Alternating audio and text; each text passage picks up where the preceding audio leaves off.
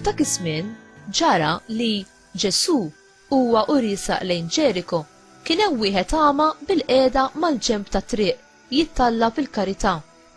Dan sema il-kotra tan-nies għaddejja u beda jistaqsi x'ġara. U qalulu li kien għaddej Ġesu ta' Nażaret. U qabad jgħajjat u jgħid: Ġesu, bin David, ikollok ħniena minni.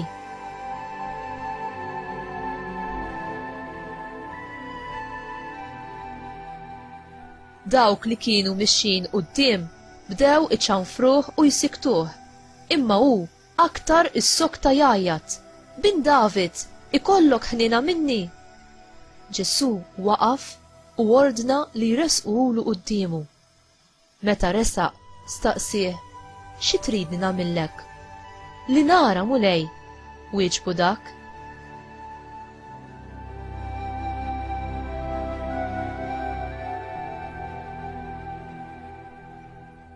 U Ġesu qallu: ara, iva, il-fidi tiegħek salvatek. U minnu fih beda jara u baqa' miexi warajh jagħti glorja lill-Alla. U l-poplu kollu li ra dan beda jfaħħar lill-Alla.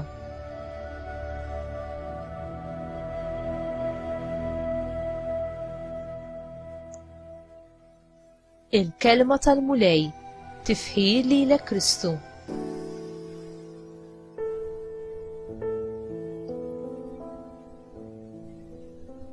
Ġesu ipoġġi mistoqsija lit-tallab agħma: xi tridni nagħmillek?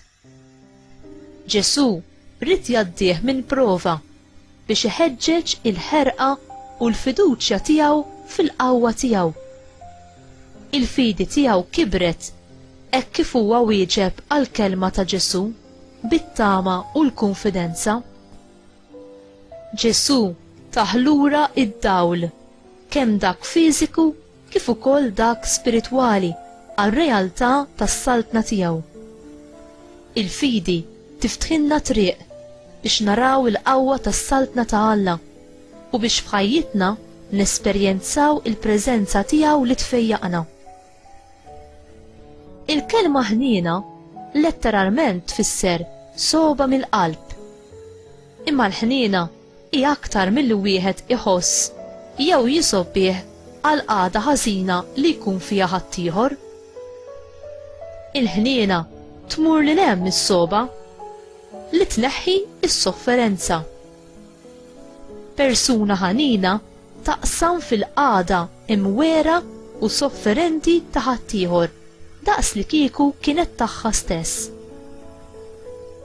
F'Ġesu naraw il-milja tal-ħniena ta' Alla u l-qawwa tas-saltna tiegħu, qawwa li ssalva mill-mewt u mid-distruzzjoni, li taħfer id-nubiet u li tolli t-toqol tal-ħtija u li tfejja in-nuqqas ta' saħħa u teħles lill-oppressi. Ġesu qatt ma jirrifjuta li jġib il-ħniena ta' Alla lil dawk li l-aktar ifittxuha bil-ħerqa.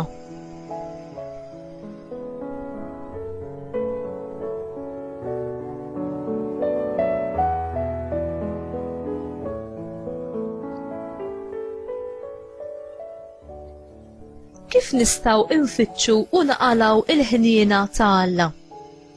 Alla jagħti ħniena lil dawk ta' qalb umli, dawk li jarfu l-bżonn tagħhom ta' Alla u l-ħniena tiegħu, kif ukoll tal-qawwa tal-fejqan. Il-fidi hi don li Alla jagħtina bla ħlas biex tenna narfu lil Alla b'mod personali biex nifhmu l-verità tiegħu u biex ngħixu fil-qawwa ta' mħabbtu. Biex il-fidi tkun effettiva trid tkun maquda mal-fiduċja u l-ubbidjenza, sottomissjoni attiva lejn Alla u rrieda soda li tagħmel dak kollu li hu jikkmanda.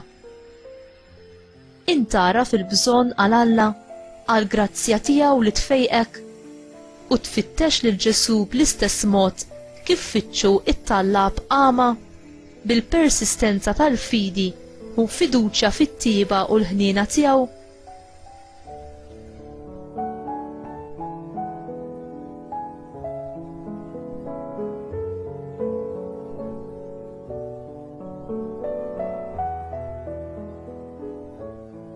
Mulej, għenni nirsaq lejk b'kunfidenza u fiduċja fil-qawwa u l-ħnina tiegħek li salvani.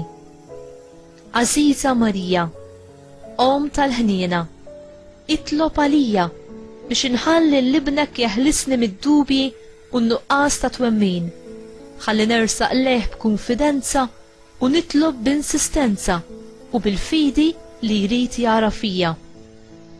Għenni ma biex miegħek mod speċjali bit-talba tar-Rużarju, it-talba li fija nimmeditaw il-misteri tal-Vanġelu, nitlob biex is-saltna ta' Alla isseħħ f'ħajti, f'tamadwari u anki biex nintrabad dejjem mar-rieda mqazza tiegħu, l-istess mod kif għamilt inti. Grazzi ma, grazzi Ġesu. Amen.